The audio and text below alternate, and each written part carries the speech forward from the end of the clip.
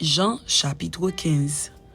Je suis le vrai cep, et mon Père est le vigneron.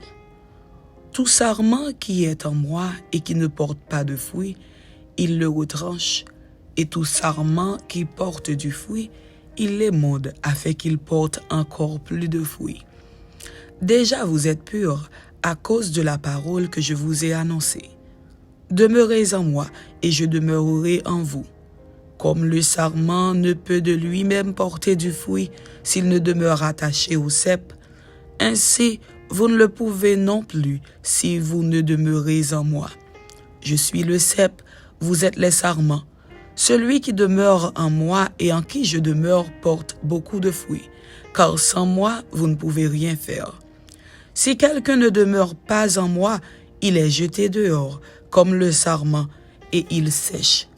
Puis on ramasse les sarments, on les jette au feu, et ils brûlent. Si vous demeurez en moi, et que mes paroles demeurent en vous, demandez ce que vous voudrez, et cela vous sera accordé. Si vous portez beaucoup de fruits, c'est ainsi que mon Père sera glorifié, et que vous serez mes disciples. Comme le Père m'a aimé, je vous ai aussi aimé. Demeurez dans mon amour. Si vous gardez mes commandements, vous demeurerez dans mon amour, de même que j'ai gardé les commandements de mon Père et que je demeure dans son amour. Je vous ai dit ces choses afin que ma joie soit en vous et que votre joie soit parfaite. C'est ici mon commandement. Aimez-vous les uns les autres comme je vous ai aimés. Il n'y a pas de plus grand amour que de donner sa vie pour ses amis. Vous êtes mes amis si vous faites ce que je vous commande.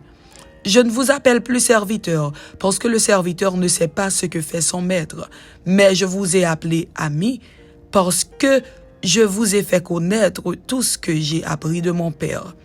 Ce n'est pas vous qui m'avez choisi, mais moi, je vous ai choisi et je vous ai établi, afin que vous alliez et que vous portiez du fruit et que votre fruit demeure, afin que ce que vous demanderez au Père en mon nom, il vous le donne. Ce que je vous commande, c'est de vous aimer les uns les autres. Si le monde vous hait, sachez qu'il m'a haï avant vous. Si vous étiez du monde, le monde aimerait ce qui est à lui.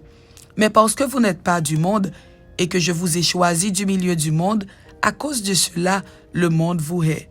Souvenez-vous de la parole que je vous ai dite. Le serviteur n'est pas plus grand que son maître. S'ils m'ont persécuté, ils vous persécuteront aussi. S'ils ont gardé ma parole, ils garderont aussi la vôtre. Mais ils vous feront toutes ces choses à cause de mon nom, parce qu'ils ne connaissent pas celui qui m'a envoyé. Si je n'étais pas venu et que je ne leur eusse point parlé, ils n'auraient pas de péché. Mais maintenant, ils n'ont aucune excuse de leur péché.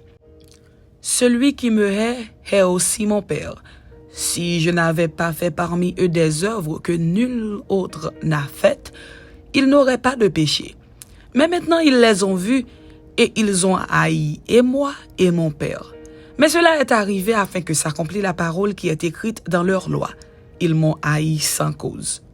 Quand sera venu le consolateur que je vous enverrai de la part du Père, l'Esprit de vérité qui vient du Père, il rendra témoignage de moi. Et vous aussi, vous rendrez témoignage, parce que vous êtes avec moi dès le commencement.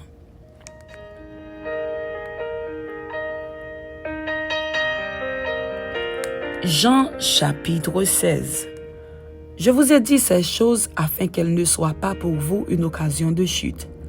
Ils vous excluront des synagogues, et même l'heure vient où quiconque vous fera mourir croira rendre un culte à Dieu. Et ils agiront ainsi parce qu'ils n'ont connu ni le Père ni moi. Je vous ai dit ces choses afin que lorsque l'heure sera venue, vous vous souveniez que je vous les ai dites. Je ne vous en ai pas parlé dès le commencement parce que j'étais avec vous.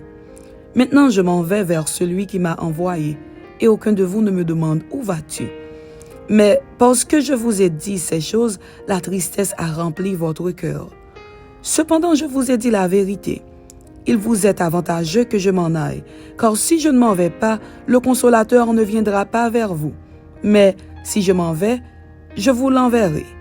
Et quand il sera venu, il convaincra le monde en ce qui concerne le péché, la justice et le jugement. en ce qui concerne le péché, parce qu'il ne croit pas en moi, la justice, parce que je vais au Père et que vous ne me verrez plus, le jugement, parce que le prince de ce monde est jugé. J'ai encore beaucoup de choses à vous dire, mais vous ne pouvez pas les porter maintenant. Quand le Consolateur sera venu, l'Esprit de vérité, il vous conduira dans toute la vérité.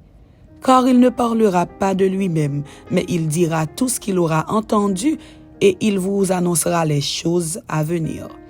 Il me glorifiera, parce qu'il prendra de ce qui est à moi et vous l'annoncera.